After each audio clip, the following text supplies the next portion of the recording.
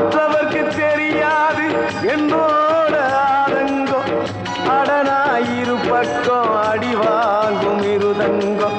இப்படியானு அப்படியானு சொல்ல முடியல, அத சொல்லிடாம எனக்குள்ளார நெல்ல முடியல.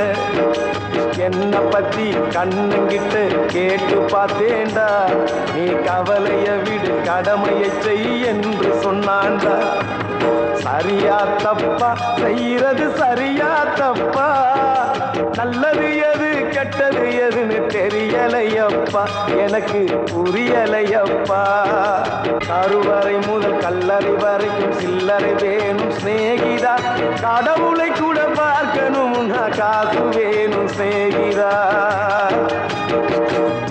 சரியா தப்பா செய்யறது சரியா தப்பா, நல்லது எது கெட்டது எதுன்னு தெரியலையப்பா.